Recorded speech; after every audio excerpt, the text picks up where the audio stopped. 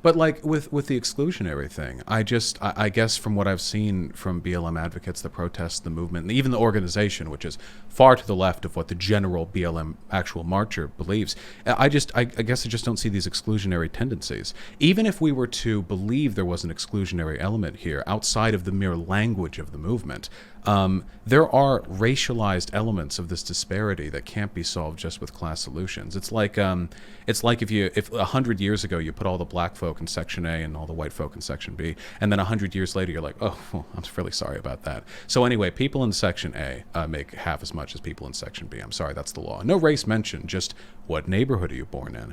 And the redlining and the distribution of wealth has reflected a distinct racialized oppression in this country that I think we can solve with race-neutral policies, but we must acknowledge that it exists. But Black Lives Matter isn't advocating for race-neutral policies; they're advocating for racial policies, like racialization. Like so, for instance, in Seattle, they're doing POC and non-POC separate events.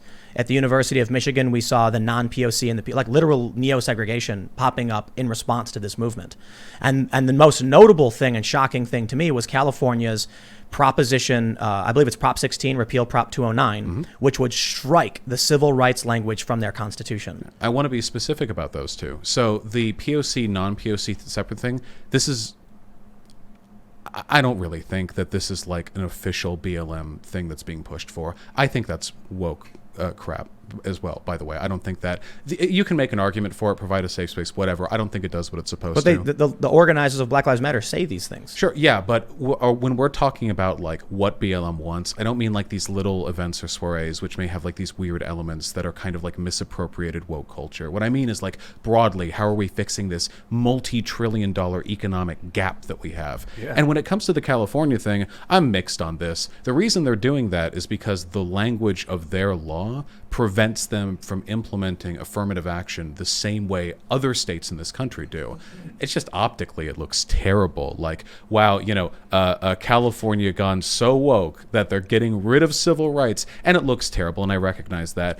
I don't know if I support it. If it was a civil rights, if it was an affirmative action amendment as they claim it was, then they would have amended it to add language protecting affirmative action instead of stripping all civil rights from the Constitution. They still are.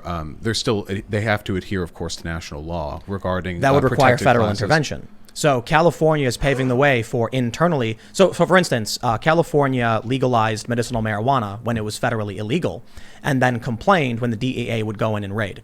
If California strips away the civil rights language, thanks to unanimous support from Democrats and federal Democrats, then they're going to start implementing racist and racial segregation policies statewide. Like what?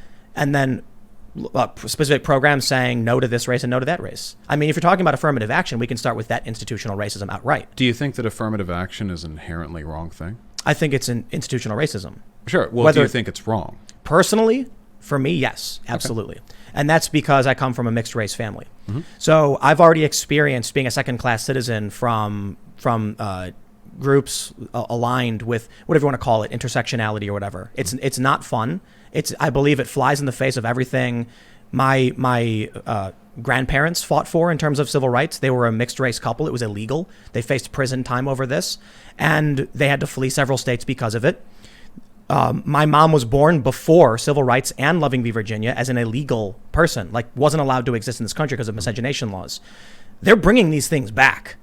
I don't think they're bringing back miscegenation. No. They're bringing back. I'm talking about they're stripping away the civil rights law. They're bringing back segregation. I really, given the reasons and the multilateral support that this proposition have received, the idea to me that they're removing a specific California set of policies to then become the most racist state in the nation, even though they're equally beholden. Because let's be clear, once California removes these laws, they're going to be at the same point a lot of other states in this country are.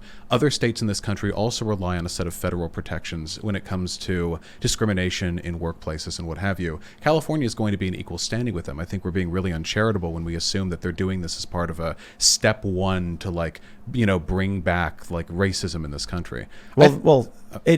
It is. I mean, well, it depends on whether or not you think affirmative action, something which is already done in a bunch of other states. Yeah, it is racist. Sure, but if that's the case, then let's not pretend that California is like backsliding past the civil rights movement. Let's just acknowledge that they're, I guess, awkwardly moving towards the implementation of policies that a bunch of other states already have.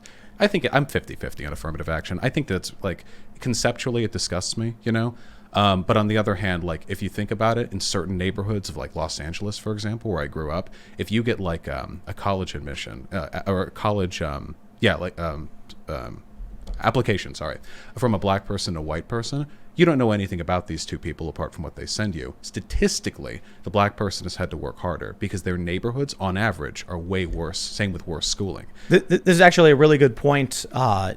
It's really funny when we hear, what was this? There was something about they wanted to do blind hiring because they felt like names were. I saw a post on this on Facebook actually. People were advocating. It was leftists saying we should get rid of your names and your address and let people choose based on what their what their merit is and blah blah blah. Well, they didn't say merit, but that was the general idea. You put in an application. Their concern is that white culture, or mainstream American culture, favors anglicized names. Therefore, people are at a disadvantage. They actually found, there was a study that found the opposite. And it's actually exactly what you said. If you take a person, statistically on average, a white person's more likely to have family wealth, more likely to grow up in a wealthier suburb, less likely to have encounters with police for a variety of reasons. And then they're going to have a resume that says, I went to this school, I went to this school, I went to this college. Whereas people in the black community, Latino community are going to have less. On average, yeah, because they've had to put up with more historical. And so you end up with a racial disparity. But I don't see how that being said, I don't see how the solution is affirmative action or racializing. Well, I completely agree. Yeah. And that's why affirmative action is at best a stopgap. And you could argue maybe it makes the world slightly more fair. I think it makes it worse. Well, you could argue in a consequential sense, because personally, when I think who deserves to get this spot in a college, who deserves to get that job, I think of how hard they've worked, what effort has been put in, what is the, in a consequential sense, what is the income to outcome there. And affirmative action in some cases helps. In some cases, it actually quite hurts people when it comes to that, especially with the treatment of, say, for example, Asian immigrants in Los Angeles, UCLA, the negative affirmative action points that they get because a lot of those students are sent over here from wealthy families in China, and you get this really complicated situation. And ultimately, we can avoid all of this, and I'd love to avoid all of this, if we just put more effort into addressing the underlying racial disparities in this country.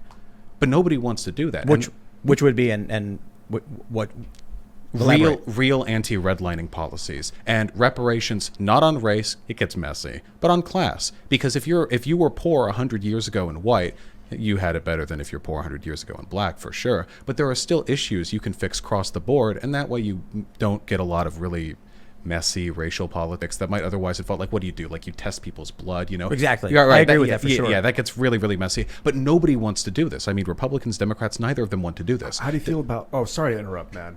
How do you feel about universal basic income? Yeah, I think, so as a socialist, my one contention is my concern would be that universal basic income would assist in perpetually commodifying the standards of life. I don't want people to have the money necessarily to afford medical care or food. I want those things to just be available to people, with that wealth maybe being divested to or diverted to like luxury goods, that sort of stuff.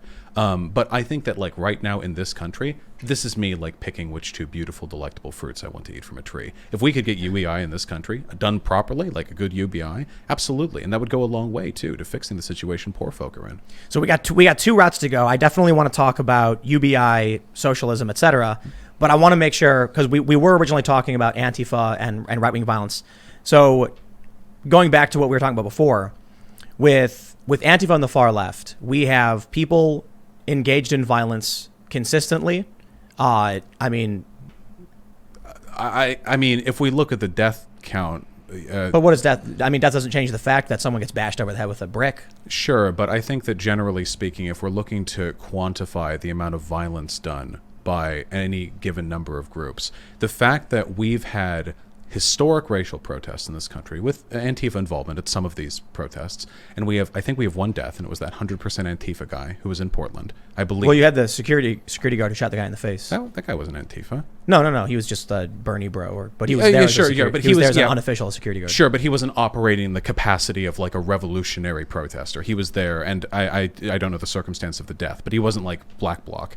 You have that, and the fact that there's only been so and so much death from these groups, I think, when we're looking at over the past 10 years, hundreds of deaths from the far right groups, indicates something. Whether that indicates the far right group uses more lethal methods, Yes. guns as opposed to bricks, I'd be willing to bet that. Antifa don't carry guns for the most part. Except for that one guy. Right. Yeah, every once in a while, But when you see a far right militia group, these people are not carrying flags and bricks. These people carry firearms. But I think that ultimately, discussions on stochastic violence are distractions from greater systemic violence that I think that we all need to pay a greater level of attention to. I think if you got the left and the right in a room and talked about the opioid crisis and pharmaceutical companies, they're gonna agree.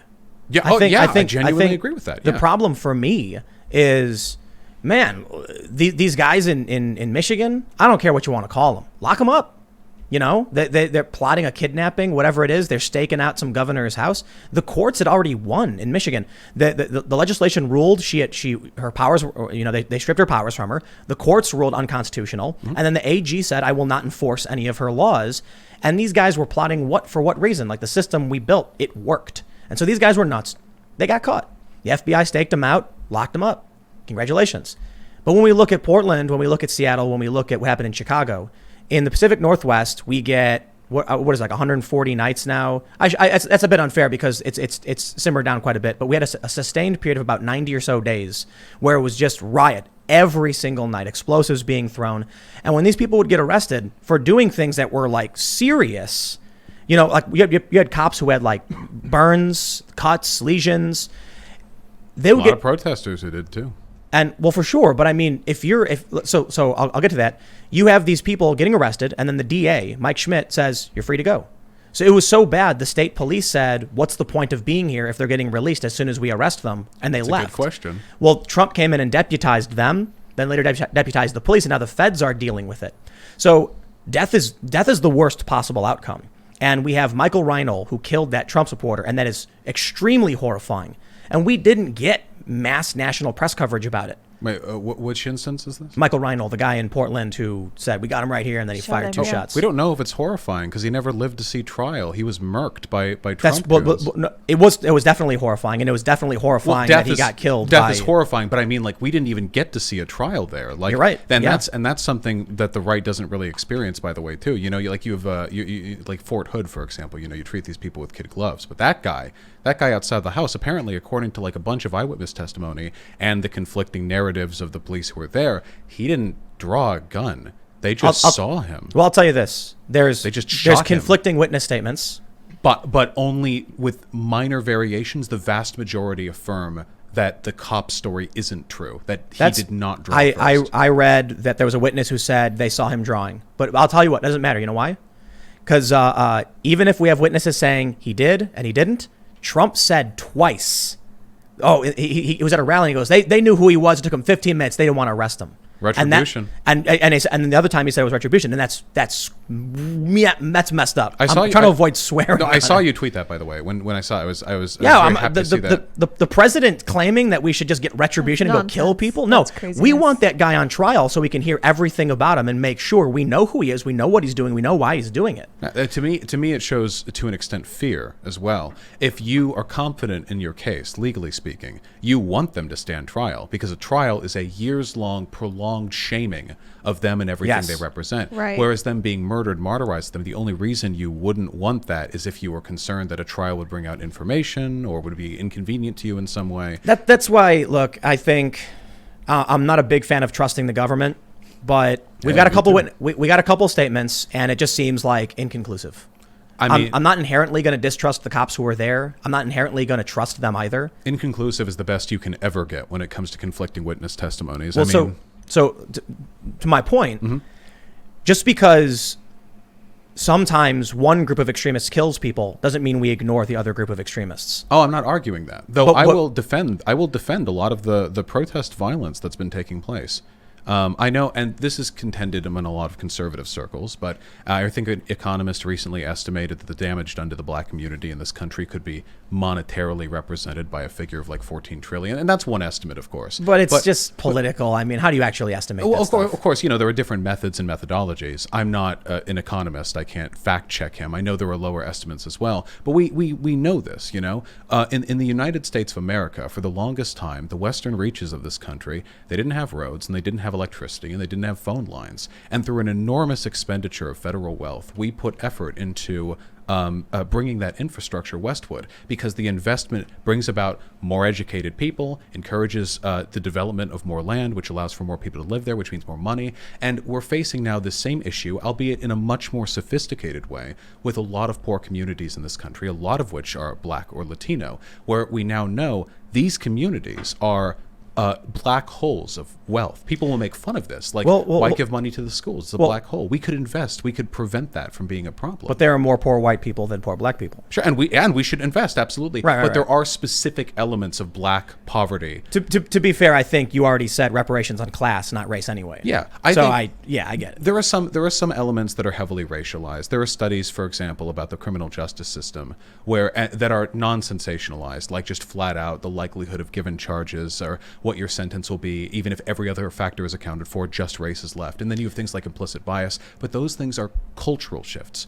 I don't think we can fix that with law. I certainly don't want there to be like a federal mandate, all judges must give black men 10% lower sentences to compensate for the racism we assume they have. But when it comes to non-cultural issues like that, the deficit we see in these black communities, this is something worth protesting. And I think for a lot of people who grow up there, this is something worth fighting for. I don't think it's good to drive a car through cops. I don't think it's good to hurt police officers. But I recognize that riots and violence at protests just seem to be an inevitable product of great civil strife. And to me, the solution to this would be to say, what can we do to alleviate that strife? Arrest people as needed along the way. Giving them what they want just justifies their tactics. Well, what do they want? Well, honestly, I don't know. Well, I mean, the Black Lives Matter on their website, they want to disrupt the nuclear family. What do they did remove it. Healthy food, man. It's a class war being subsidized by no. Hold on. We're talking. Dude. We're talking specifically about what the protesters are asking healthy for. Lives. No, they don't. I mean, dude, chill. Do you know? They're not. Yes. What have they asked for specifically?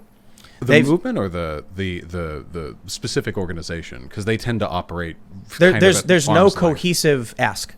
Well, that's always the way. I mean, you were at Occupy Wall Street. You know, there were a few general asks Occupy Wall Street had. Yeah, and it was a lot of leftist stuff like healthcare, transit, schools, but that was a big problem with Occupy for sure. Yeah. Well, we have. I mean, there are fairly specific requests. We do have, of course, police reform, which I think is best represented in its most moderate form by Joe Biden's policies. I think what's it called? I'm actually blanking right now. It's like 8 main policies that have been scientifically proven to improve police. Well, there's a name for it. Yeah, there's like I don't know. Yeah. Well, whatever the case is, that's great. That's fine. But then you have other things like reinvestment back in the community. That's what defund the police is mostly about. Terrible slogan optics-wise, mind you, but defund the police. Where does that money go? You know, not to politicians' pockets. Hopefully, it would go back towards stuff like social work or towards investment in education. Or people forget about this, waste management. You know, these parts of these cities are absolutely filthy. It means nobody wants to go outside, travel to businesses, or work outside, which means that here's where I disagree. I think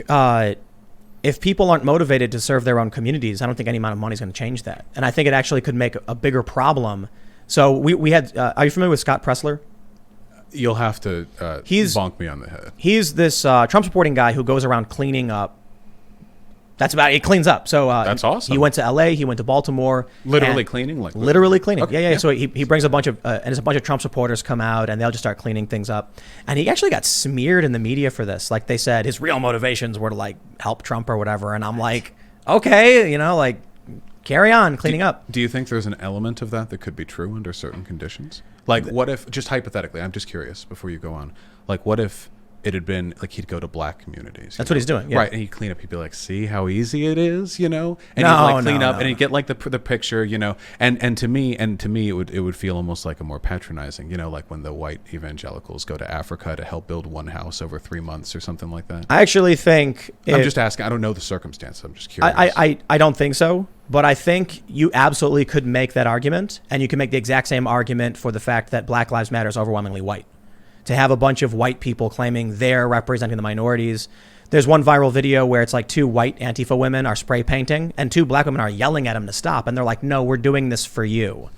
Like, okay, I don't defend that. Right. But the white participation at these rallies, I think, is a good thing. I think it supports my argument that, broadly speaking, this is a fight for a sort of plurality of social justice rather than a hyper-specific race war. But it's not popular.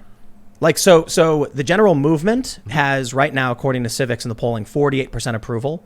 Then you've got 39% opposition, and then 11% like unaffiliated. That's the Civics numbers. Yeah, that's better than the civil rights movement was at its time. Well, so Black Lives Matter as a general movement, when you don't get into the specifics, you don't talk about the protests, regular people just say, "Oh, I like that idea." But 48%, so it's not a majority. It was after George Floyd, but they lost ridiculous amount of support after the riots heated up. But to be fair, and again, I just, as a person who's very critical of the narratives media tries to push to us, how much of this is because the movement functionally changed, and how much of it is because of the hyper-targeted media coverage of all the violence to the exclusion of, again, for every person who dies at a BLM protest, 100 black people die of COVID, 100 black people die of malnutrition, or of gang violence, or of other issues that can be fixed through the systemic solutions that Black Lives Matter people tend to support. I agree with you. I think the media is garbage in this country. And I think it's an issue of human behaviors and the incentives of the media machine as it exists. That's capitalism, baby. I got a socialism pill you. It is. And no. I was talking to some Trump supporters a couple of years ago, and I said, I'm for a mixed economy. I want regulation on these companies. And it was 3 guys, they were Trump supporters. They were like, we think that's wrong. And I said, I do not believe in coercive force, physical force, and manipulative force to make people do things. And they asked me what I meant by manipulative force. And I was like, tricking people, fraud. And they were like, no. If you convince someone to exchange something for whatever, that's their choice. And I was like, I'm talking about the media lying to everybody all the time, and they're allowed to do it. So the problem is I believe in free speech. They're allowed to do it. That's what it is. I just don't think it's ethical the way our media machines function like this. And I don't think there's a way to solve for that problem, because you can't put someone in charge of what's acceptable speech. Of course, that would be you end up with media machines designed to make people go crazy. And I got to be fair, I think there's criticism you can point towards me for that, absolutely, because I have my personal biases and the things I don't like. And I think if you look at this is why I'm actually okay with YouTubers, like whether you're left, right, or whatever. Like for instance, you're a socialist YouTuber. Like we clearly have disagreements, but you're one dude. By all means, make all the videos you want saying, Trump is awful and, all the Republicans. And I'll talk about what I don't like. And I don't like, intersectionality and Democrats for the current iteration of the Democrats, for sure. Talk about that intersectionality thing, by the way. For sure. When we get to that, of course. Yeah. I think YouTube creates a space where individuals will be like, here's my world as I see it. Here are the things I have problems with. The thing about these companies is that they editorially choose to hyper target and ignore things. So to go back to your point, they'll never talk about the opioid crisis. I mean, they will, like a little bit, but they're not going to be like today another X amount of people. It's just whenever it's convenient and shocking and politically advantageous for like an election cycle, for instance. So to basically say, yes, the media is trash. I think when it comes to what we saw with the riots, they kept calling it peaceful and they kept making excuses for everything. Well, some did. There's that very highly publicized clip of the guy saying, despite some fires, mostly peaceful. Well, like what? So that I will say, absolutely hilarious. Not great. I don't know if that's representative of the general coverage. I do think, for example, that a lot of it was necessary to push back on the narrative that like cities were burning. I hear this phrase all the time: Portland burning, Seattle burning. Nothing's burning. 1 or 2 buildings in a block sporadically once in a week. That's not good. That's semantics. I'm not, of course, but when you use hyperbole. the term, but there is a reason why that hyperbole is employed, and it's not just a rhetorical flourish. It's to give the person the impression that these cities are actually collapsing. Which is of course not true. I've been to Portland. But have you seen all these small towns that had those problems that are struggling to recover because when you have a small town, Michael Tracy traveled to these places, journalist. He went around to a bunch of small towns that people didn't care about or know about because they're not going to get national coverage. And they had widespread lootings and were putting things on their doors like, we support Black Lives Matter, please don't hurt us. Yeah, but I think that's terrible. But their recovery is like, it's not going to happen because they're a small town that money doesn't exist. Right, but I mean, there is nothing I would propose that wouldn't try to solve that. I mean, the death of small town America has been one of the greatest like demographic crises that we don't even care about small town America anymore in anything other than a folksy aphorism we can use to drum up voters. When it comes to actual investment, we don't do anything about these communities. And the way our businesses consolidate makes it easier and easier for everyone to just live in big cities. Yep. I live in a big city. I like living in a big city. I would like it if people could choose between that or more rural life without knowing they will have fewer opportunities in the latter, or at least severely hampered opportunities. But with regards to that, like we support BLM, please don't, loot us. Looting's illegal. I'm not defending looting, or I don't think most BLM people are defending looting. You just said, there's a book called In Defense of Looting, and I think it was the New Republic? Did Biden write it? No. It was written by I think it was a trans activist, person, Black Lives Matter, and this is coming from an article that may have been, I don't think it's the New Republic, but this is all stems for where like I started getting more upset with this level of activism because I've been covering civil unrest. But that's not broadly representative, You said it yourself, those two, like black women trying to keep the two white people from spray painting. When I see videos of these protests, one of the first things they teach you, if you protest consistently, and I used to protest more before I decided I hated going outside and that I didn't like being, sunburnt, was that you want to minimize negative engagement with the community that you're in. Looting, arson, tagging, these things, the definition of negatively affecting the community. But they defend it. Well, who? Because people keep saying they defended a book or a activists. Columnist. Sure, some activists. Media calling it peaceful over and over again. I mean, there's like memes. Most of the protests were peaceful, though, like a vast majority of them. But what does that mean, most? Well, like that's the joke we make. Mostly peaceful. 97%, 93%. 93. So it's 9. Well, but and that's a tricky statistic too, because at 7% of all the BLM rallies, there was violence. Who started that violence? Now, you're based in Cop Hill, I know. Cops will regularly initiate violence against protesters, either by putting one of their own amongst their rank, throwing a rock and then using it as justification, or by just starting themselves. We have plenty of video and data-based evidence to defend that. But that's not enough to indict the officers in specific places. No. But I'm just saying, so, only 7% of these protests had violence, but we don't know how much of that was actually protester-initiated violence. And even of those that were, how much of it was like one or two guys? We don't know. Most of these protests were peaceful. The data on that is very clear. But that's fine. We're arguing over margins. Thanks for checking out this clip from the Timcast IRL podcast. We do the show live Monday through Friday at 8 p.m. So come back to check us out when we go live. Don't forget to subscribe, hit the like button, hit the notification bell, and we are also available on all podcast platforms for free if you want to listen to us there. Thanks for hanging out, and we will see you all next time.